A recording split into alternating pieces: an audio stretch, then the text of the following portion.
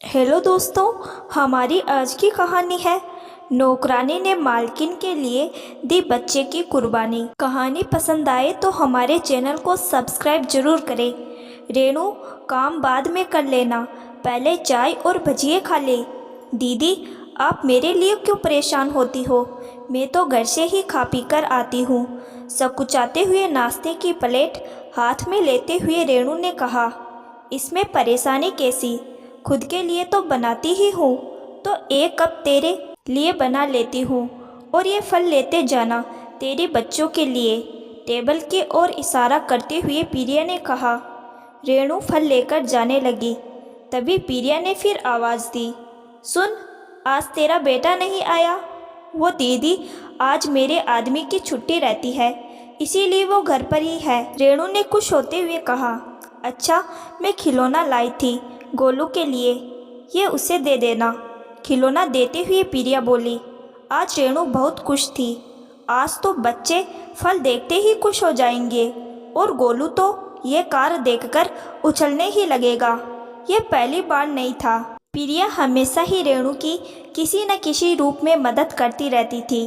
तीज त्योहार हो या कोई पर्व, हमेशा ही रेणु और उसके बच्चों को कभी कपड़े, कभी खिलौने, तो कभी मिठाइयाँ अपने घर के साथ साथ रेणु के घर के लिए भी आते।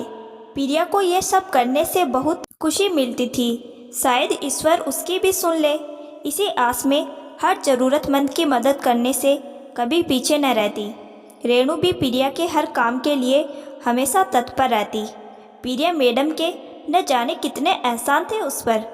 रेणु हमेशा कहती, हे प्रभु, पीरिया मैडम की गोद भी हरी हो जाए। पीरिया मैडम कब पीरिया दीदी बन गई रेणु को पता ही नहीं चल पाया।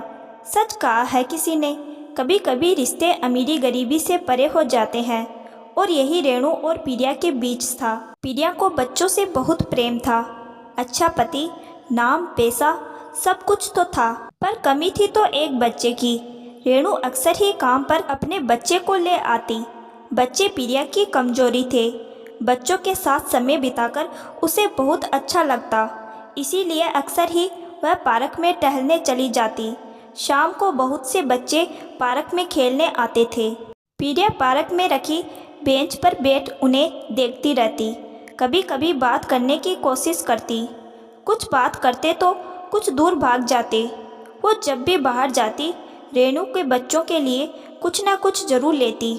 सुबह के 9 बजते ही पीरिया को बेसब्री से रेणु का इंतजार रहता, और जब कभी वो गोलू को साथ न लाती, उसका मन उदास हो जाता।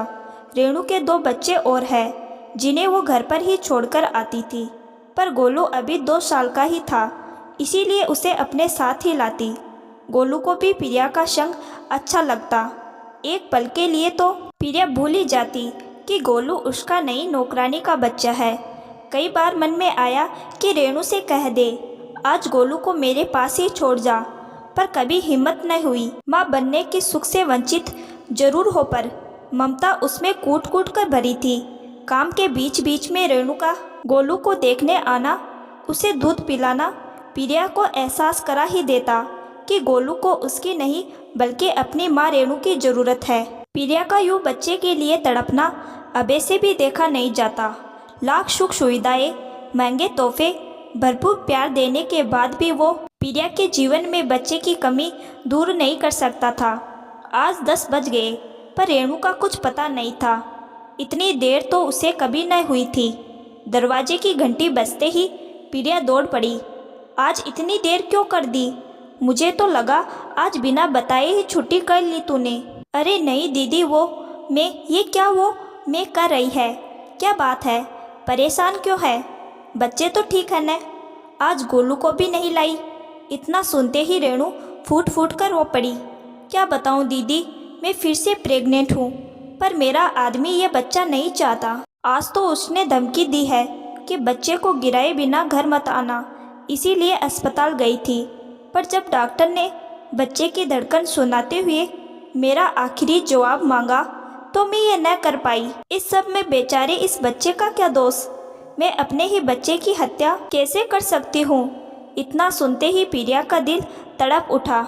अरे पर तेरा पति तो तुझे बहुत चाहता है और बच्चे तो भगवान का रूप होते हैं। जिस औरत के बच्चे नहीं, कोई उससे पूछे कि बच्चों की तड़प क्या होती है। पर दीदी, हमारे 3 बच्चे पहले से ही है, उनका लालन पालन ही तो हम बड़ी मुश्किल से कर पाते हैं। मेरा आदमी 2-3 शिफ्ट करता है और मैं खुद अपने 2 साल के बच्चे को साथ में लेकर घर घर काम करती हूँ। तब जाकर हम 5 लोगों का पेट भर पाता है। उस पर इस बच्चे की जिम्मेदारी हम कैसे उठा पाएंगे? तो अब क्या सोचा है? प्रिया हैरान सी बोली। इस बच्चे को आप रख लीजिए दीदी। रेणु ने जैसे प्रिया के मन की बात जान ली हो। प्रिया की आंखें चमक उठी।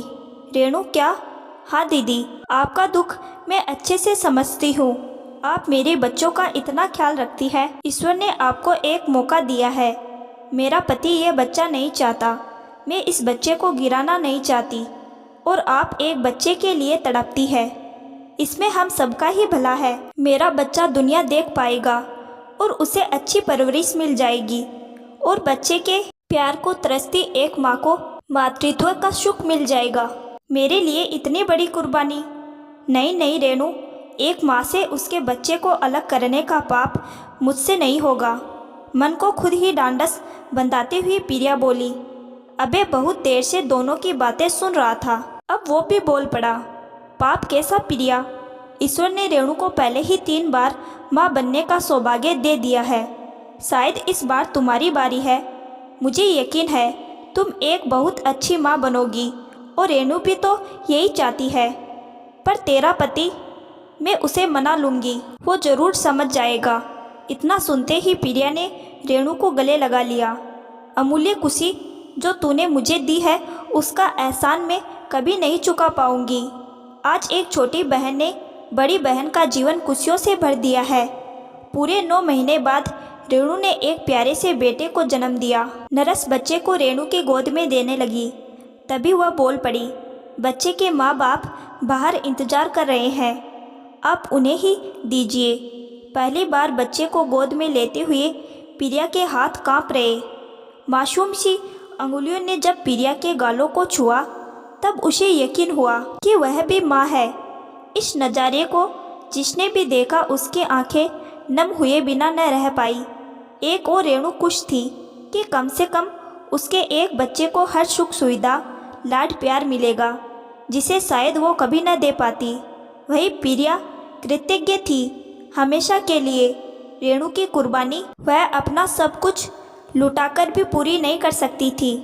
सच में कभी कभी परायों से भी खून के रिश्तों से बढ़कर रिश्ता बन जाता है, और जब प्यार दिल से होता है, तब वह अमीरी गरीबी, ऊंच नीच जैसी सोच से कोसों दूर रहता है।